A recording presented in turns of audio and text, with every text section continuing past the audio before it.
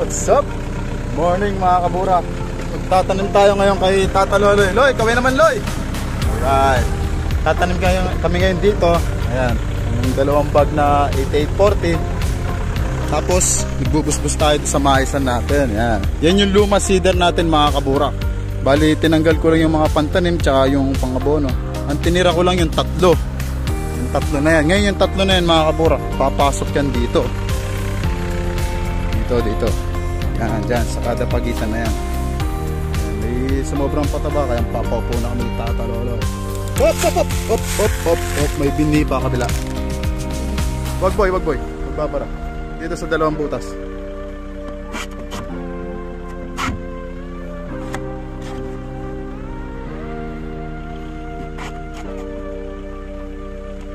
Maganda kasi napapaupuan mga kaburak. Iba yung bulas ng mais. Bata pa lang, malaki na yung katawan, maganda yung bukaka niya. Ayan, papaupuan namin. May isang bulto dito, may isang bulto dito sa taas. Dito para tayo ngayon sa balite mga kaburak. Yung balite. Ayan, niroto kahapon to ni Tata Loloy. Tapos tataniman namin. Dapat siya tatanim pero nagpresenta na ako bago ako magbusbus doon sa maisan natin. Tatrabaho muna kami, magkakarga kami pataba at saka bini. Na lang mamaya ako nagtatanim mga kaburak.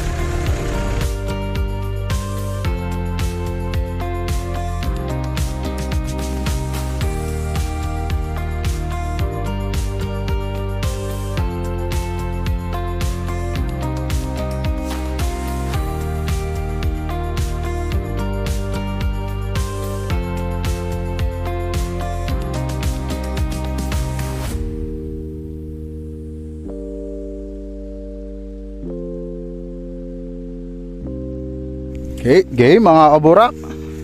Yan, loaded na yung seeder natin. Pataba, meron na rin. Binhi pala natin mga kaburak. Hindi pala 8840, 6414. Yan. Tapos ang mga patabang nilagay natin, triple 14. Let's go. Ganda ng linang oh.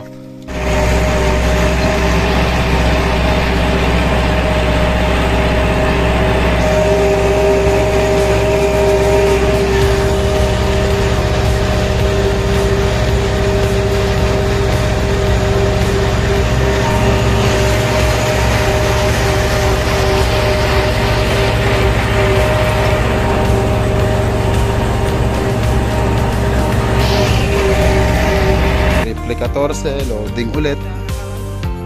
Ha? Ganda na lang yan.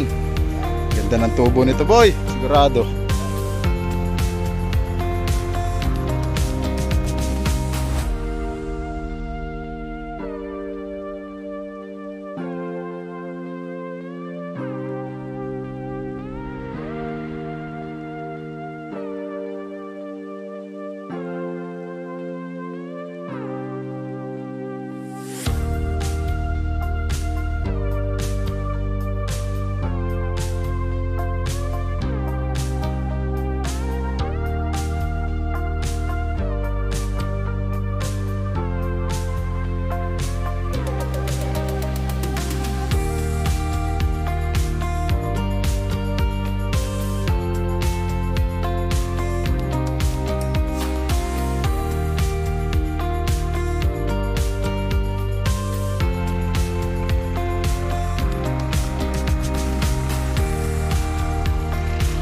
Na lang mga kaburak.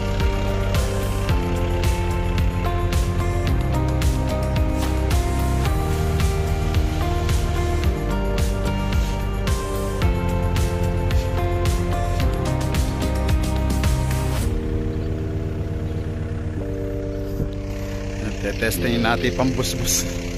Sana mag-click mga kaburak. Extra income din to ba? Pagka may nakagusto dito sa trinabaho ko, syempre magagaya din sila. Mag-click sana.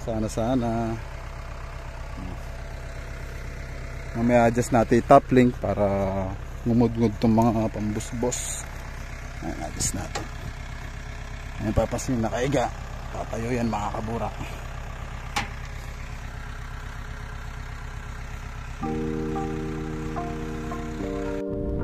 Ayan mga kaburak, tapos na ako. So Ito si lolo nila yung pinagsampat ko sa dulo. Nandito na ako sa traktora. Bubus-bus na tayo mga kabura. Dito na tayo. Let's go. Yan mga kaburak, nakapag-umpisa na ako dito sa binubus-bus ko. Parang kailangan niya ng ano, ng dalawang sako ng lupa para may pabigat. Saka konting adjust. Hindi ko magkiklik siya mga kabura. Eh yung distansya ng gulong napakakitid lang. Pero kung nung binalik ko kasi sa stock mga kabura, ngayon medyo nagkaroon ng gap. Pero doon sa dati niyang set, nung pinagpalit yung dalawang gulong, nakabuka ka, masasigasaan na yung mga mais mga kabura. Pero nung naibalik sa stock, ayan, nagkaroon ng konting espasyo. Sana mag-click. Ayan, o. Konting adjust na mga kabura. Adjust ko to, yung tatlo na yan, luluwagan ko, ihahaba ko, ibababa akong bagyan. Kasi adjust ko rin to center link. Sana mag-click. Yan yung unang tanim natin mga kabura. Malaki na, ilang buwan na to pre? Ay, magdadalawa pa lang daw, pero tingnan mo, wala pang bulaklak, pero ang taas na.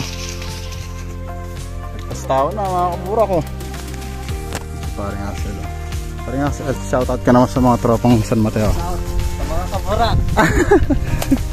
Yan o. Ganda yung mais mga kabura. Pag napatabaan pang pangalawa to, ganda niya. Nakapag-umpisa na pala tayo. Hindi na ako nakapag-video kasi ang daming adjust na nangyari. Ang daming tansya. Kailangan mahuli ko muna yung kiliti. Kinalahati ko lang tong unang lugar, tapos bukas itong kabila, tapos sa kinabukasan magpapataba na si para na Axel ng tutubigan na. Bukas na lang ulit mga kabura sa susunod na video.